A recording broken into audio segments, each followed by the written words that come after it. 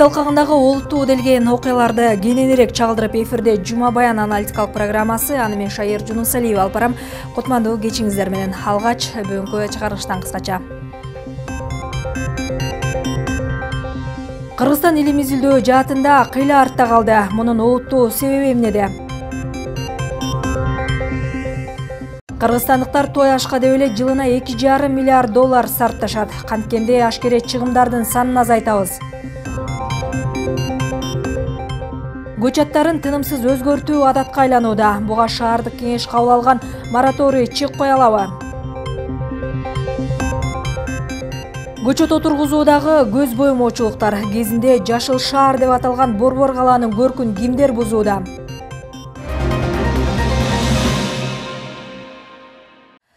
Кыргызстан илим изилдөө жаатында кыйла артта калып, илим ордосунда каржылык каачылыкка байланышкан олуттуу көйгөйлөр көп. Өлкө эгемендүүлүктү алгандан тартып, ушул күнгө чейин Улуттук илимдер академиясында болгону 3 гана илимий ачылыш жасалыптыр. Илим ордосундагы мындай өксүк албетте өкмөттүн илимге деп өкчөп бөлүп берген каражатынын натыйжасы экени талашсыз. Илим тармагына казынадан жылына 407 миллион сомдон гана каралса, ал каражаттагы академиктердин айлык маянасынан артпайт экен.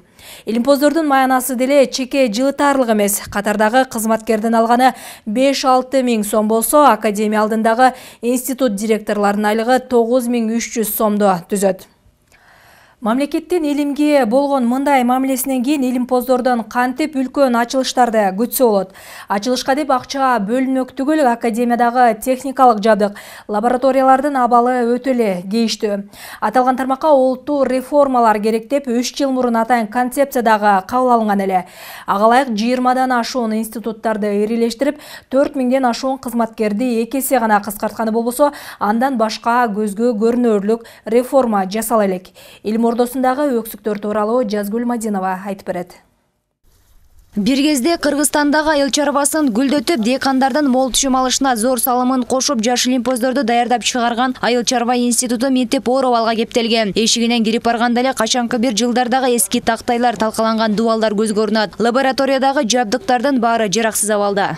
Жетекчиликтин мойнунда кандай гана жетекчи болбосун, ал болгон маалымат менен камсыз болуш керек. Мен келип буякта карап, плакаттарды, альбомдордун, архивный документтердин баары көрүнгөн жерде чачылып, ошо институттун момундай акыбалда турганы мен ичим мындай ыйлагым келет да бүгүнкү күндө. Биржан Усубалиев дал ушул институтка директордун орун басары болуп келгенине аз эле убакыт болду. Буга чейин Швецияда окуп, билимин тереңдетип келген. Чет өлкөдө мол тажрыйба алганы менен Кыргызстандагы илим тармагынын аксап турганы анын илимий ачылыштарды жасоого бир топ тоскоолдуктарды жаратууда. Алган эмес, окумуштуулук даражаны алып жүрүп, алган айлык маянамды башкаларга айтуудан уялам дейт. Чет өлкөдө бийлик илимпоздорго көз каранды. Мамлекет аларга бардык шартты түзүп, мындан улам окумуштуулар жаңы ачылыштарды жасоого умтулушат. Селекциялык иштерде мына биз нан жеп атабыз, макарондорду алып атабыз. Бул бир сортту чыгарыш үчүн табигый шарттар дейм да. Биз азыр мына ушул деңгээлибизде бир 15 жылга тууралап барабыз да. 15 жылда бир сорт чыгат. Эмне үчүн ушу артта калып атабыз? Батыш өлкөлөрүндө мен өзүм окуган Швеция өлкөсүндө болсо бир сортту бир 4-5 жылда эле чыгарат аякта. Ушундай эле жагдайга кабылган дагы бир илим мекемеси 1964-жылы курулган Жер казынасын өздөштүрүү институту. Бул мекеме алигиче оңдоп түзөөдөн өткөн эмес, сырткы көрүнүшүн кой. Кептин баары анын ичиндеги илимий изилдөө лабораторияларында. Техника жабдыктарынын эскилиги жетип, жаңы ачылыштарды жасоого тоскоолдуктар жаралууда. Анткени менен андай иштеген илимпоздор ага карабай тынымсыз эмгектенүүнүн аркасынан Кыргызстанда эгемендүүлүк жылдарында 3 ачылыш жасалган. Анан бул ачылышта физиканын катуу телолор механикасы тармагындагы жаңы закон ачылды. Ал закон Кушпагалин закону деп таанылды. Бул закон боюнча ошол катуу заттардагы чыңалуулар багытталган ультра үн менен табыла турган болду. Жаңы формула табылды. Теориялык негизде илимий ачылыштары болуп, каражаттын тартыштыгынан аны тажрыйба түрдө колдонууга мүмкүн эмес. 2013-жылы тоо тетиктериндеги чыңалуунун жаңы формуласы ачылган менен аны иштетүүгө 1,5 миллион сомдон ашуун каражат керектелүүдө. Илимге ушу капиталды көбүрөөк жумшаса, мындан көп пайда чыгат. Ошонун негизинде мына Япония, Америка, Германия, Норвегия ушулар илимдин күчү менен эле өнүгүп, анан ошо элдин жашоо шартын оңоп өнүгүүнүн жолунда турушат да. А бизде бул жагынан албетте азырынча бизде ушул айлык акы менен гана каржылап жатышат. Андан тышкары биз экспедицияга чыгышыбыз керек. Ошол өндүрүшкө барып, момундай иштелип чыккан жетишкендиктерди өндүрүшкө киргизишибиз керек. Приборлорду жаңылашыбыз керек. Ушул маселелерге биз азырынча муктаж болуп, бул жерде биздин баягы муктаждыктар толугу менен камсыз кылынбай келатат да. Советтер Союзу убагында Улуттук илимдер академиясында 4000ге жакын илимий кызматкерлер болсо, учурда анын саны 1903кө чейин кыскарган. Айлык маяналары жөнөкөй кызматкерлердеги 5,5–6 миң болсо, институттун директорлору 9300 сомдон алышат. Илимдер академиясынын президенти Мурат Жуматаев мындай маселе менен өкмөткө бир канча ирет кайрылуу жасаганын айтып, эми 2015-жылы кабыл алынган жаңы концепциянын негизинде илимий тармакка реформа жүргүзүлүп жатат дейт. 301 миллион сом бюджеттен бөлүнөт. Ошол ойлоп көрсөңүз, былтыр бизде 25 илимий мекеме бар болчу. Бир 2000ге жакын кызматкер иштечи. Эми азыр баягы оптимизация болуп кыскарып атат. Азыркы учурга чейин бизде 19 илимий мекеме калды. Биздин оюбузча дагы ушул жылы дагы бул оптимизация болот да дагы азаят. Реформа жүргүзүлүп, илимий кызматкерлердин санын азайтуу, илим изилдөө институттарын кыскартуу, бири-бирине кошуу жолу менен маселе чечилеби? Кептин баары ушунда. Бул боюнча мурдагы экономика министри, жогорку бийлик өкүлдөрү илимий тармакка өз кезинде улуттуу көңүл бурбагандан улам бүгүнкүдөй абалга кептелип отурат дейт. Мисалы, башка өлкөлөрдө мамлекеттик программаларды изилдөөчүлөр сунуштап, өкмөт бекитет, а бизде өкмөт өзү жазып, өзү бекитип, өзү иш алып барат. Илимден баркы бизде каралбай калганы өкүнүчтүү деп жүйө келтиргени жөндөдө. Бизде эми бул өнүгүү мына илимди таптакыр пайдаланбай атабыз дегенден мен аласың, биз пайдаланып атабыз, бирок мына керектүү деңгээлде биздин бүгүнкү күндө Кыргыздын ошой атка минер азаматтарлары жакшы көңүл бурулбайт да. Ошондуктан ар бир тармакта өзүнүн жакшы идеялары, жакшы илимий ачылыштары болот. Ошолорду биз практикада пайдаланышыбыз керек. Ошондо бизде өсүш болот албетте. Окумуштуулардын мындай маселесин эске алуу менен өкмөт 2015-жылы Илимдер академиясын реформалоо боюнча концепция кабыл алып, мамлекеттик бюджеттен бөлүнгөн 407 миллион сом каражатты сарамжалдуу пайдаланууну максат кылышкан. Казнадан бөлүнгөн акчанын 95% айлык маянага жумшалса, илим изилдөөгө 5% гана керектелет. Каржылуу системасы боюнча бизде илгертен баягы советтик система болуп келген. Бирок ошонун баардыгы бүгүнкү күндүн биздин жашообузга туура келбей калды, эч кандай талаптарга жооп бербей калды. Ошондуктан биз муну каржылоону өзгөрттүк, түп тамырынан өзгөртүлдү. Бүгүнкү күндө 3 жаңы түрдүү каржылоо кирип жатат да. Булардын негизги максаты эмне? Бул гранттык, бул базалык, анан мамлекеттик заказ боюнча деп коебуз, программалык, максаттуу деп 3 түрү кирип атат. Өкмөт тарабынан жаш окумуштууларды илим багытына кызыктыруу үчүн атайын гранттык негизде даярдалган программалар иштелип чыгууда. Бул жагы жакшы дегизчи, бирок илим изилдөө мекемелеринин абалын оңдоп, жаңы лабораторияларды ишке киргизмейин эч кандай жылыш болбойт. Илимсиз мамлекеттин келечеги жок дейт талдоочулар. Жазгүл Мадинова, Бекназар Шерманбетов, Жума Баян. Илимге деп акча бөлүүдөн ичибиз ачышканы менен тояш мамлекеттик деңгээлдеги маареке салтанаттардан акча аяп көнгөн эмеспиз. Расмий эмес маалыматтарга караганда кыргыз эли тояштарга деп эле жылына 2 миллиард доллардан ашуун каражат сарптайт экен. Эгер мамлекеттин тышкы карызын эске ала турган болсо, бул каражат анын жарымынан көбүн түзөөрү бышык.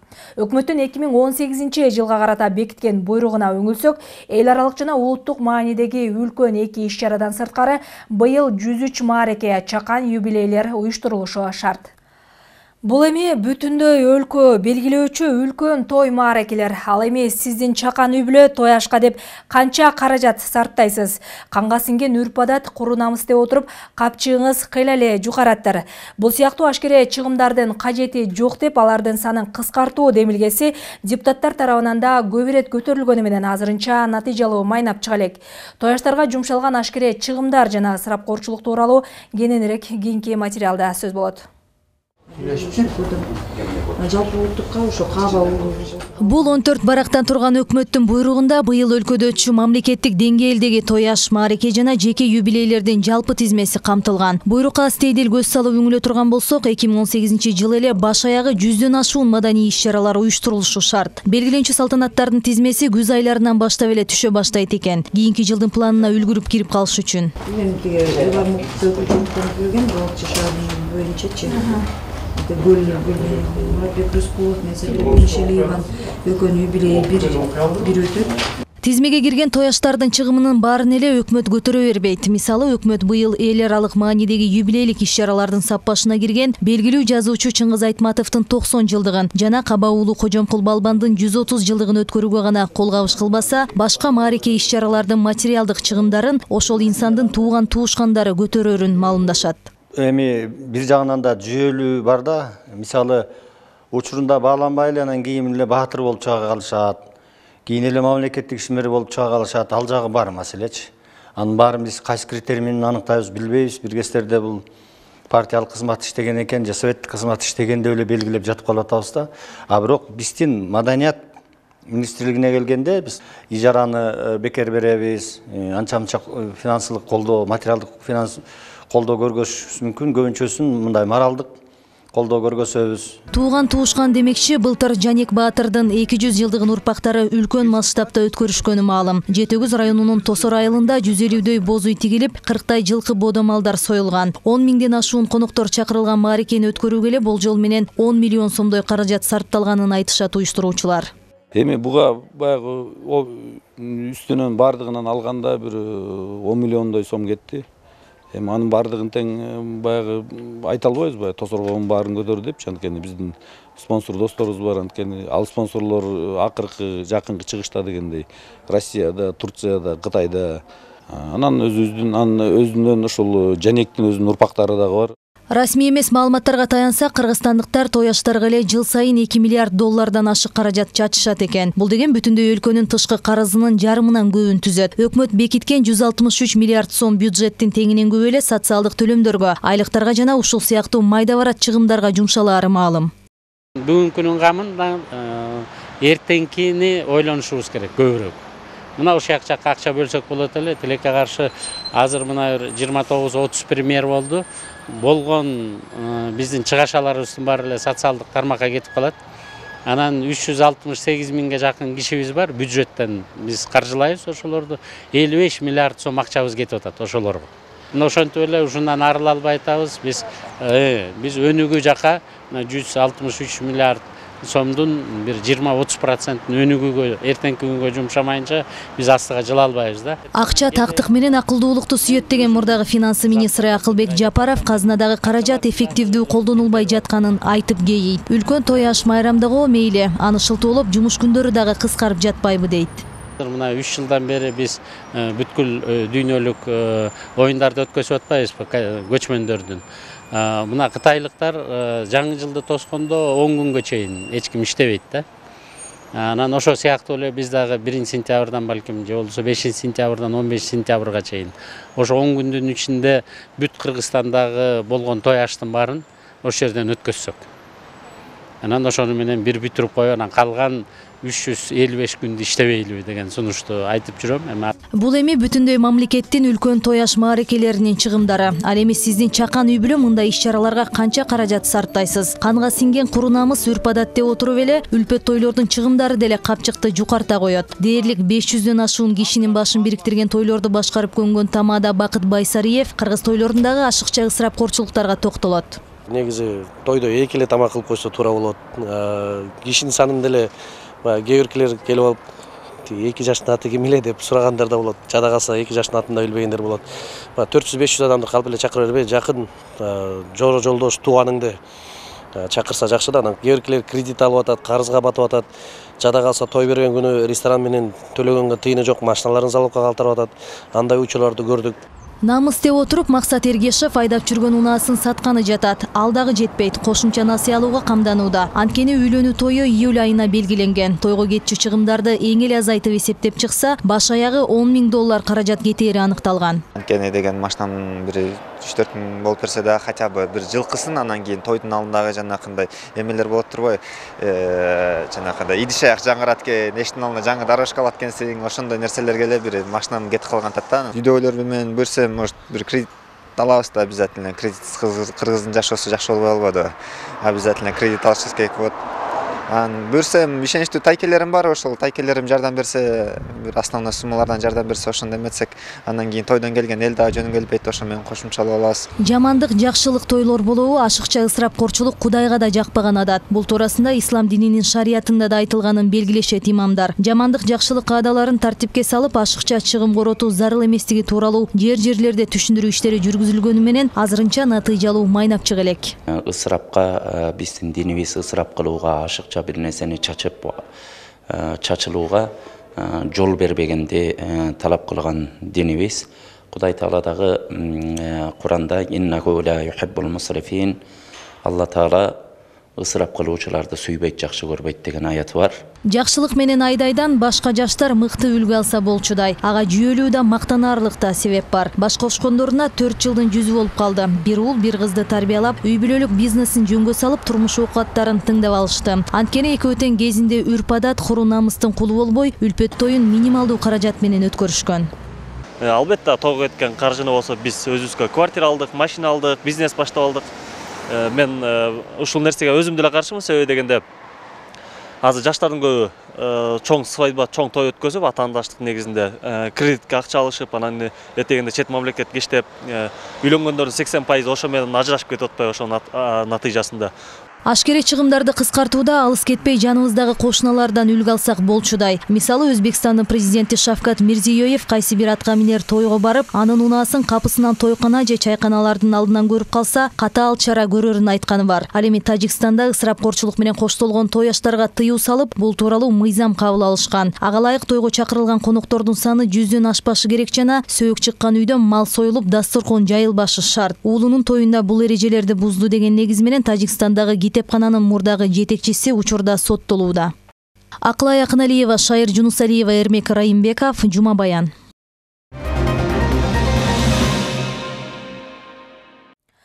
Борбор каладагы көчөлөрдүн аттарын алмаштырууга 2028 жылга чейин тыюу салынат. Мындай чечимди шаардык кеңештин депутаттары кезектеги сессияда кабыл алышты. Бирок бул мораторийдин көчү каладагы 2 көчөнүн ысымын өзгөртүүгө тиешеси жок. Алар Чүй көчөсү менен Шабдан Баатыр көчөсүнүн кесилиши жана ошол эле көчөдөн Мухтар Ауезов көчөсүнө чейинки аралык. Аталган аралыкка Бишкек шаардык депутаттарынын чечими менен 7 апрель көчөсү деп өзгөртүлмө болду. Соңку кезде көчө аттарын тынымсыз өзгөртүп туруу адатка айланып бараткандай. Узундан кеткен бир эле көчөнүн кеминде 2 аты бар. Жаңысымга көнбөгөн кала тургундары орун алмашуудан сумма өзгөртпөйт деп эскели аттарын айтып жүрүшөт. Бул эми стратегиялык маанидеги калаанын борбордук көчөлөрү. Ал эми ТЭ Союздан калган орус ысымдарын алып жүргөн майда чүйдө чолок көчөлөр да көп. Арасында Германиянын коммунисттик партиясынын негиздөөчүлөрүнүкү да бар. Тургундар көчө аттарын алмаштырса, ушул сыяктууларды кыргызчалап берсе деген тилектери чоң. Кененирээк кийинки материалда. Кезинде аты Алматы, кийинчерээк Шабдан Баатыр деп өзгөртүлгөн көчөнүн ысымы жакында дагы алмаштырылган жатат. Бул ирет демилгечилер көчөнүн ысымын 2010 жылкы апрель окуяларына жана ошондой эле андагы курман болгондордун урматына арноону сунушташууда.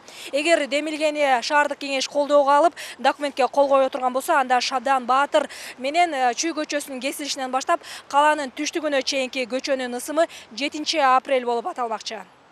Андай боло турган болсо, Шабдан Баатыр деген ысымды кайда коебуз деген суроо туулат. Демилгечилер анын да амалын табышыптыр. Ушул эле кесилиш көчөдөн баштап ТЭ Аламүйдүн Биргече районундагы Мухтар Ауезов көчөсүнө чейинки көчөгө Баатырдын ысымын ыйгармай болушуптур. Бул демилге кала тургундарына деле жаңылык болбогондой. Анткени узунунан кеткен бир эле көчөнүн бир эмес 2, эскисин кошкондо 3 аты болуп жатпайбы? Тагыраагы Чүй кесилишине чейин Курманжан датка аталып, андан ары Шабдан Баатыр, мурдагы ысымы Алматы болуп. Буга анча деле жакшы карабайм, себеби дегенде ар бир көчөнүн өзүнүн бир тарыхы бар да, ар кайдандайдыр бир адамдын же инсандын ошонун атасы ысымына коюлган болуш керек, ошон үчүн буга анча деле жакшы карабайбыз. Вообще-то все равно 7 апреля или Алматинская, но Алматинка, мы все равно эти улицы, вот которые мы называем их по-старому, как-то более привычно. Эми бул 7 апрель деген ким түшүнөт, бул 7 апрель деген эми болду да эми кайгылуу эмеге ага кантип койгонун да билбейм. Эми ушуларга деле эми көчө өзгөрткөнгө каражаттардын көп кетет да, эми бул жөн эле болбогон сөз да эми. Аталган көчөнүн ысымын 7 апрелде өзгөртүү демилгеси былтыр эле көтөрүлүп шаардык кеңештин кароосуна сунушталган. Бирок депутаттар 2018 жылдын апрелине чейин көчөлөрдүн аттарын которууга тыюу салган мораторий кабыл алгандыктан документ каралбай калганы маалым. Мораторийдин мөөнөтү аяктаган соң шаардык кеңештин депутаттары документти кечээки отурумунда карашты. Бирок чечим кабыл алыша элек. Сам вопрос о переименовании. Ооба, шаардык кеңештин кезектеги отурумунда бул маселе каралды. Бирок бул боюнча кандайдыр бир чечим кабыл алынган жок. Маселе балким кийинки отурумдун күн тартибине кирип калар. Бирок кечээки сессияда депутаттар каладагы көчөлөрдүн ысымдарын которууга 2028 жылга чейин тыюу салган мораторий кабыл алышты. Бирок бул чечимдин ичинде жогоруда айтылып жаткан 2 көчө жок.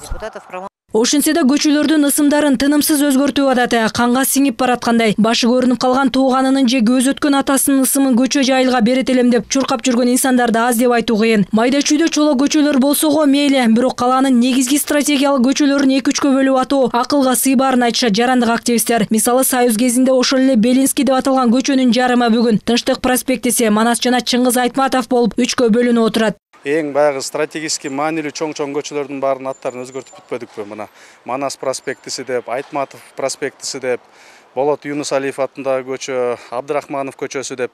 Эми ошол баягы орун алмашкандан сумма өзгөрүлбөйт дегендей, бул ошо өзгөртүлгөн аттар биздин тарыхый чоң Кыргызстанга салымын кошкон инсандардын аттары да. Эми ошол аттарды өзгөртүүдөн мурун деген ошол биздин могу элибиз ошо аттарды атоодон мындайча айтканда тажабаш керек да. Мисалы азыр аялдамаларда токтоткондо баягы мурунку аттары менен эле токтотуп атпайбы? Советский көчөсүнөн токтотуп коесуңарбы, Проспект Мирадан токтотуп коесуңарбы деп. Ошол аттардан өзгөртүү мурун биздин ушу элибиздин, биздин жарандарыбыз кичине мындай патриотический духта болуш керек да.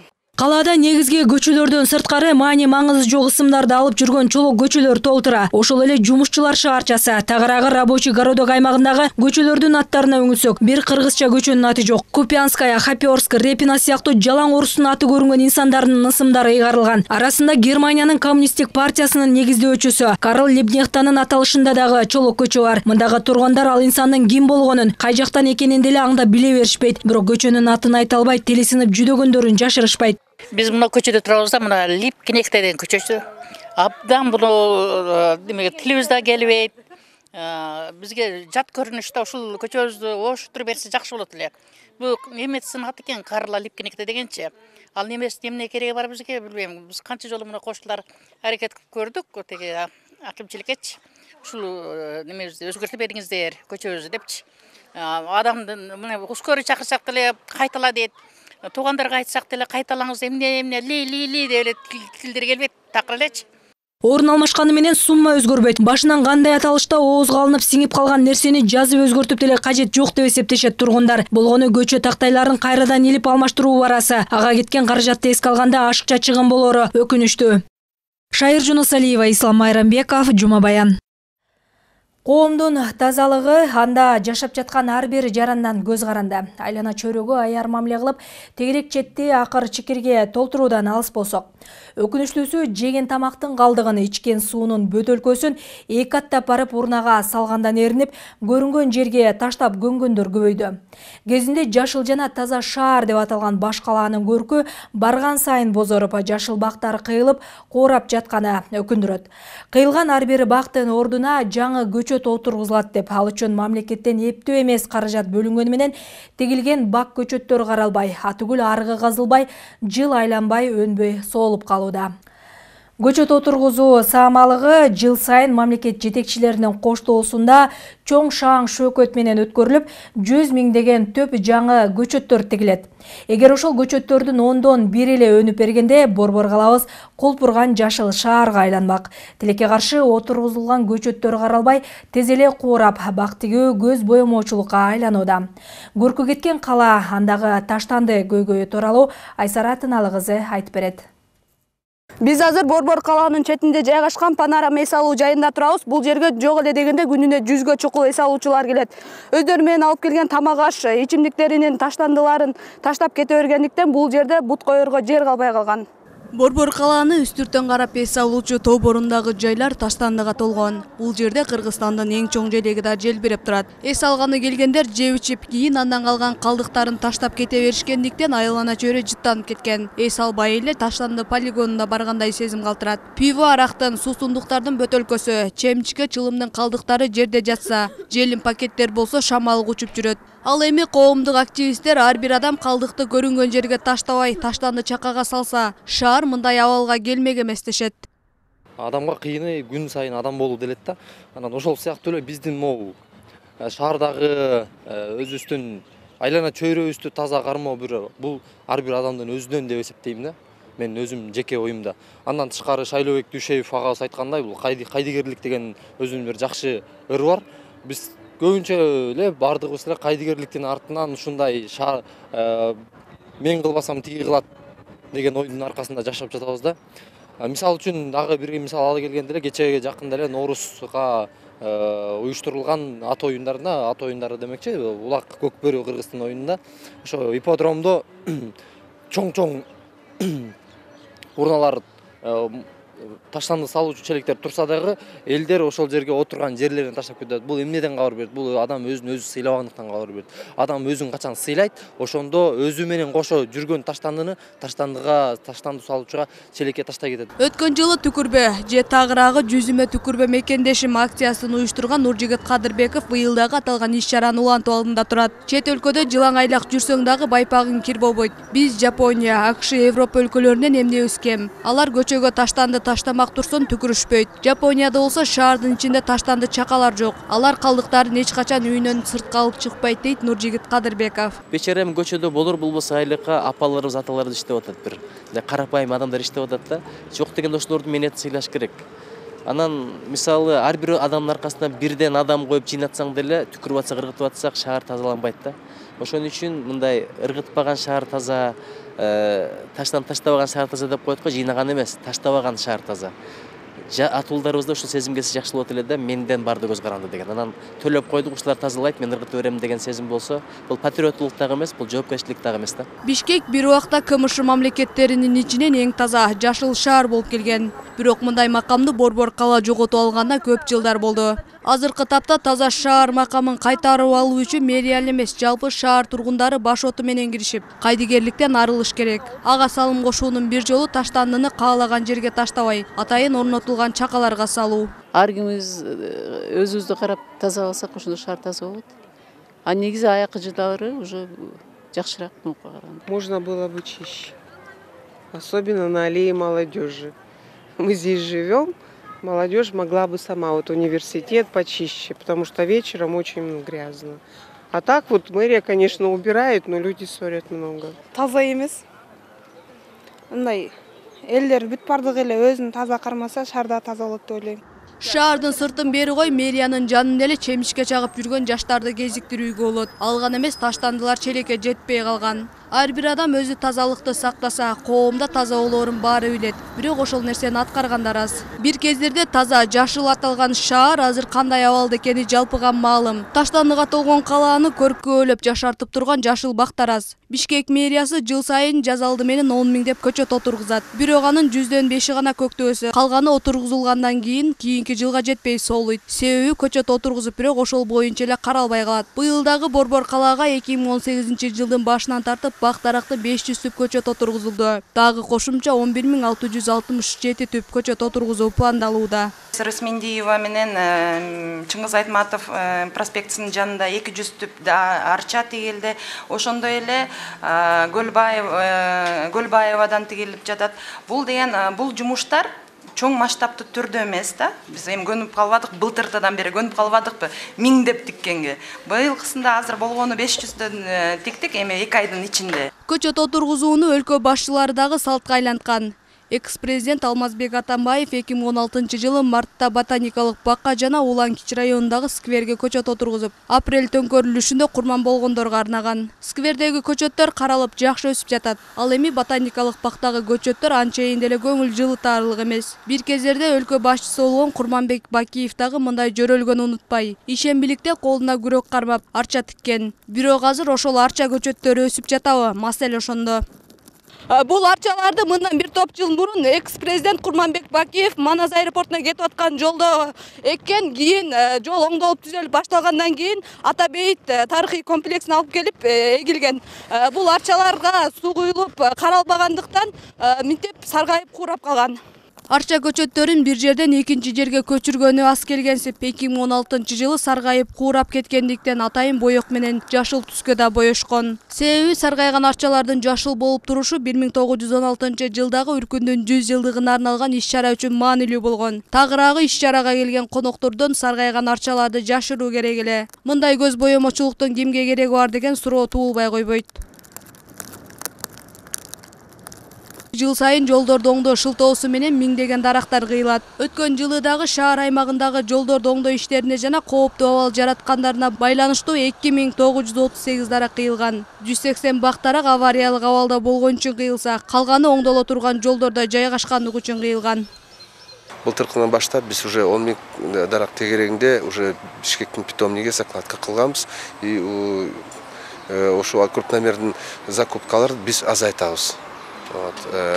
Бул жумуштар комплекс түрдө жүрүп атат. Ирригация менен, озеленение менен кошо бүт баягы ремонт болгон көчөлөрдө полностью жаңы озеленение болот жакында.